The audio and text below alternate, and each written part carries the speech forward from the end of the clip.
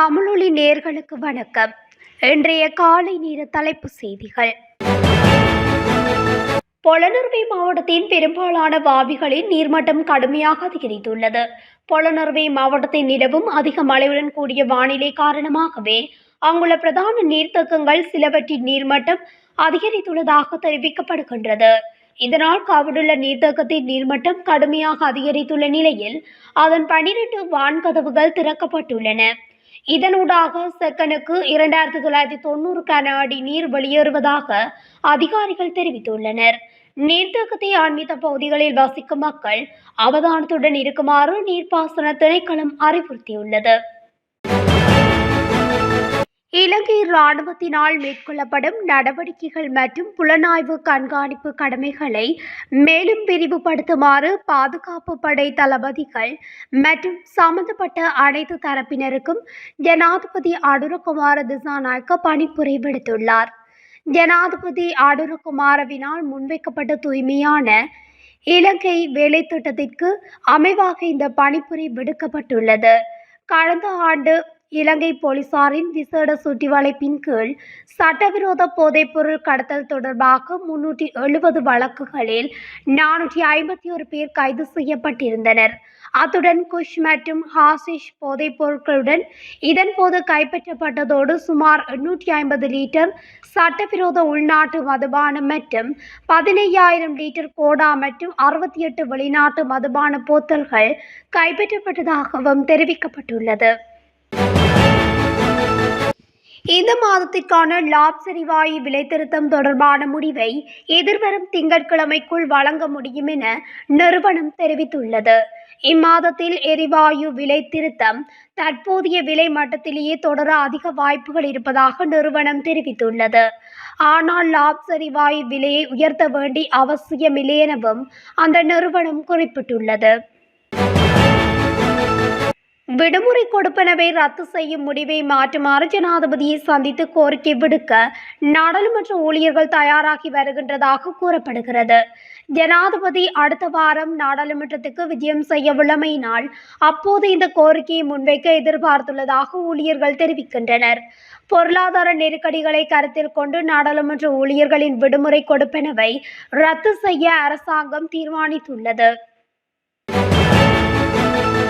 ஓய்வூதிய நிலுவை மற்றும் பணிக்கொடியாக சுமார் 30 பில்லியன் ரூபாய் இன்னும் செலுத்தப்படாமல் இருப்பதாக பொது நிர்வாக மாகாண சபைகள் மற்றும் உள்ளூராட்சி மன்றங்கள் அமைச்சர் சந்தன அபேரத்ன தெரிவித்துள்ளார்.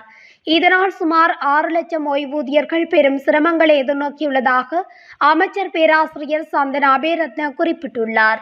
இதேவேளை 2025 ஆண்டுக்கான ஓய்வூதியம் வழங்கப்படும் திகதிகள் அறிவிக்கப்பட்டுள்ளன.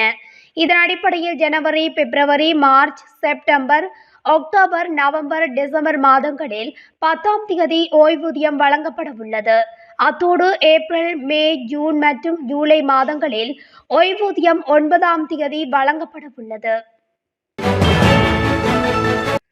அச்சிடுவதில் தாமதம் ஏற்பட்டுள்ளதால் நிலுவையில் உள்ள 1,30,000 சாரதி அனுமதி பத்திரங்கள் அச்சிடப்பட்டு 1 மாதத்துக்குள் வழங்கப்படும் என போக்குவரத்து மற்றும் நெடுஞ்சாலைகள் பிரதி அமைச்சர் பிரசன்னகுமார ஞானசேன குறிப்பிட்டுள்ளார்.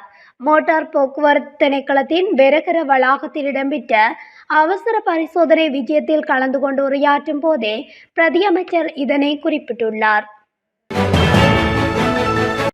2024ஆம் ஆண்டிற்கான இலங்கை மின்சார சபை ஊழியர்களுக்கு போனஸ் தொகையை விரைவில் வழங்குமாறு கோரிக்கை விடுக்கப்பட்டுள்ளது.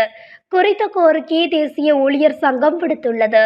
எரிசக்தி அமைச்சர் குமார ஜெயக்கொடிக்கு சங்கத்தின் இலங்கை போக்குவரத்து சபை இது குறித்த கடிதம் ஒன்றை அனுப்பி இந்த கோரிக்கை விடுக்கப்பட்டுள்ளது. 2024ஆம் ஆண்டுடன் தொடர்புடைய பல அரசு நிறுவனங்களுக்கு போனஸ் வழங்கப்பட்டுள்ளதால் மின்சார ஊழியர்களும் அதனை பெற வேண்டும் என அவர்கள் சுட்டிக்காட்டியுள்ளனர். அம்பாறையில் சிங்கள ஊடகவியலாளர் ஒருவர் மீது தாக்குதல் மேற்கொண்ட குற்றச்சாட்டில் 6 பேர் கைது செய்யப்பட்டுள்ளனர். அம்பாறை இறக்காமம் பிரதேசத்தில் சட்டவிரோத மண்ணகழ்வு தொடர்பான செய்தி சேகரிக்க சென்றிருந்த ஊடகவியலாளர் ஒருவர் மீதே குறித்து தாக்குதல் மேற்கொள்ளப்பட்டுள்ளது.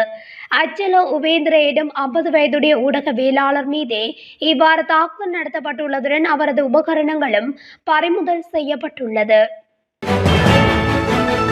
சீனாவில் பரவும் வைரஸ் பரவல் குறித்து தொடர்ந்தும் கவனம் செலுத்தி வருவதாக இலங்கை சுகாதாரத்துறையினர் தெரிவித்துள்ளனர். இந்த விடயம் தொடர்பில் முழுமையாக ஆராய்ந்து எதிர்வரும் நாட்களில் அறிவுறுத்தல் விடுக்கப்படும் என அங்கிருக்கும் செய்தி சேவை கருத்துரைத்த தொற்று நோயியல் விஞ்ஞான பிரிவின் சிரேஷ்ட அதிகாரியொருவர் தெரிவித்துள்ளார். கோவிட்-19 பரவல் ஏற்பட்டு 5 வருடங்களின் பின்னர் தற்போது சீனாவில் மற்றுமொரு வைரஸ் தொற்று பரவி வருவதாக தெரிவிக்கப்படுகிறது. புறக்கோட்டை பீப்பிள்ஸ் பார்க் பகுதியில் அமைந்துள்ள உணவகம் ஒன்றிலிருந்து கொள்வனவு செய்யப்பட்ட குளிர்பானத்தை அருந்திய யுவதியொருவர் வைத்தியசாலைக்கு கொண்டு செல்லப்பட்ட சம்பவம் தொடர்பில் உணவக ஊழியர்களிடம் வாக்குமூலம் பெற்றுள்ளதாக காவல்துறையினர் தெரிவித்துள்ளனர். குறித்த உணவகத்தின் ஊழியர் ஒருவர் குளிர்பானத்திற்கு பதிலாக துப்புரவு நடவடிக்கைகளுக்கு பயன்படுத்தப்படும் திரவம் அடங்கிய போத்தலை யுவதிக்கு தவறுதலாக வழங்கியமை தெரியவந்துள்ளது. 19 வயதுடைய யுவதியொருவர் கடந்த டிசம்பர் மாதம் 31ஆம் தேதி தனது தாயுடன் உணவகத்துக்கு சென்று உணவு உண்ணும் போது குளிர்பான போத்தலை கொள்வனவு செய்துள்ளார். அதனை அருந்திவிட்டு வாந்தி எடுத்ததால் கொழும்பு தேசிய வைத்தியசாலையில் சிகிச்சைக்காக அனுமதிக்கப்பட்டு பின்னர் தேசிய தொற்று நோய் நிறுவனத்திற்கு குறித்த யுவதி மாற்றப்பட்டுள்ளார். இதன்படி குளிர்பான மற்றும் துப்புரவு நடவடிக்கைகளுக்கு பயன்படுத்தப்படும் திரவம் ஆகியவற்றினை அடையாளம் காண முடியவில்லை எனவும் இதன் காரணமாக ஊழியர் ஒருவர் தவறுதலாக குளிர்பானத்திற்கு பதிலாக துப்புரவு நடவடிக்கைகளுக்கு பயன்படுத்தப்படும் திரவம் அடங்கிய போத்தலை வழங்கியுள்ளதாகவும் தெரிவிக்கப்படுகிறது. நாட்டின் பல பகுதிகளில் இன்றைய தினம் பலத்த மழை பெய்யக்கூடும் என வளிமண்டலவியல் திணைக்களம் எதிர்வு கூறியுள்ளது. இதன்படி மேல் சப்ரகமுவ, ஊவா மற்றும் மத்திய மாகாணங்களிலும் காலி மற்றும் மாத்தளை மாவட்டங்களின் சில இடங்களிலும் 100 மில்லிமீட்டருக்கும் அதிக மழை வீழ்ச்சி பதிவாகக்கூடும்.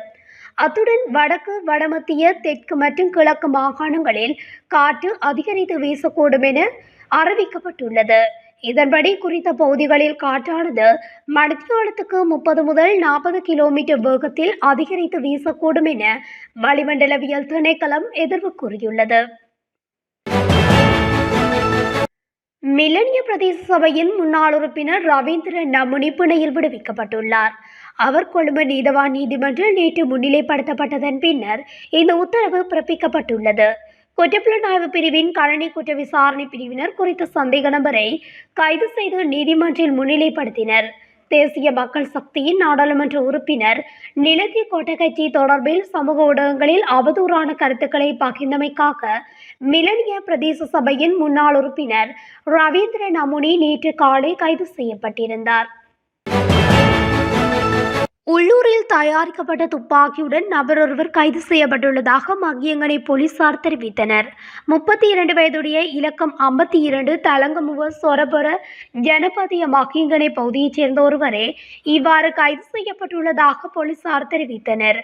மகியங்கனை போலீசாருக்கு கிடைக்கப்பெற்ற இரகசிய தகவலுக்கு அமைய குறித்த பகுதிக்கு சென்று சுற்றி வளைத்து தேடுதலை மேற்கொண்ட போதே உள்ளூரில் தயாரிக்கப்பட்ட துப்பாக்கி ஒன்று கைப்பற்றப்பட்டுள்ளதாக போலீசார் தெரிவித்தனர். சந்தேக நபரிடம் விசாரணைகளை மேற்கொண்டதன் பின்னர் மகியங்கனை நீதவான் நீதிமன்றத்தில் ஆஜர்படுத்துவதற்கான நடவடிக்கைகளை மேற்கொண்டு வருவதாக மகியங்கனை போலீசார் தெரிவித்தனர். முள்ளேரியா அவிசாவளை வீதியில் அம்பத்தலைய பகுதியில் இடம்பெற்ற விபத்தில் ஒருவர் உயிரிழந்துள்ளதாக முள்ளேரியா போலீசார் தெரிவித்தனர். இந்த விபத்து நேற்று இரவு இடம்பெற்றுள்ளது. உயிரிழந்தவர் உடுமுள்ள பிரதேசத்தைச் சேர்ந்த 34 வயதுடையவர் ஆவார். கடுவளையிலிருந்து அங்குடை நோக்கி பயணித்த மோட்டார் சைக்கிள் ஒன்று வீதியோரத்தில் நிறுத்தி வைக்கப்பட்டிருந்த கொள்கலன் வண்டி மீது மோதியதில் இந்த விபத்து இடம்பெற்றுள்ளது. விபத்தில் படுகாயமடைந்த மோட்டார் சைக்கிளின் செலுத்துனர் முள்ளேரியா வைத்தியசாலையில் அனுமதிக்கப்பட்ட பின்னர் உயிரிழந்துள்ளதாக போலீசார் தெரிவித்தனர். இது தொடர்பான மேலதிக விசாரணைகளை முள்ளேரியா போலீசார் மேற்கொண்டு வருகின்றனர்.